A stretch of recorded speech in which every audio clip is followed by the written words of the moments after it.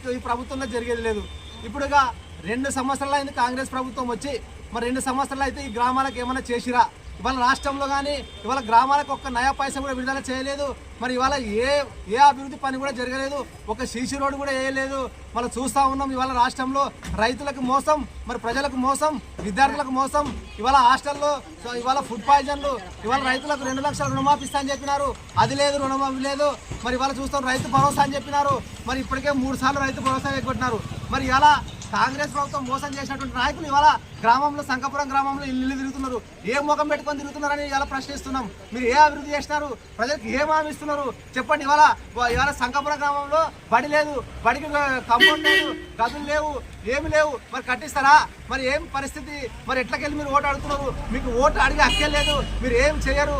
కేవలము అధికారాన్ని చేతులు పెట్టుకొని చెలాయించడానికి మాత్రమే మీకు అధికారం కావాలి తప్ప ప్రజలు కాదు.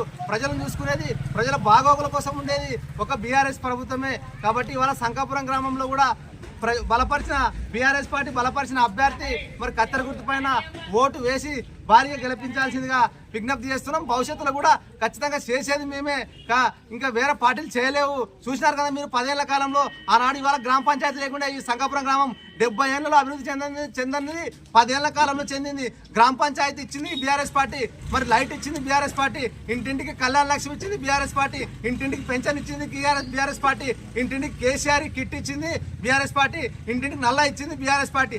అన్ని పార్టీలే ఇస్తాయి. ఇక్కడ వ్యక్తులు ఎవ్వరు చేయరు. పార్టీ ఇస్తేనే అభివృద్ధి జరుగుతుంది. పార్టీ వ్యవస్థ ప్రభుత్వాలే ముఖ్యము. కాబట్టి పాలకులు అనే వాళ్ళు స్వచ్ఛందంగా చేస్తేనే గ్రామాలు అభివృద్ధి చెందుతాయి. ఏదో ఇవాళ మేము ఏదో చేస్తున్నాము, ఏదో చెప్తున్నామని కళ్ళబల్లి మాటలు చెప్తే ఎవరు ప్రజలు వినే పరిస్థితి లేదు. మీ మాటలు ఎవరు నమ్మే పరిస్థితి లేదు. ఖచ్చితంగా కత్తెర గుర్తుకే ఓటేసి మరి భారీ మెజార్టీతో గెలిపిస్తారని ఇవాళ మేమందరం మిమ్మల్ని 2 చేతులు ఇచ్చి జోడించి మొక్కుతున్నాం. ప్రజలారా.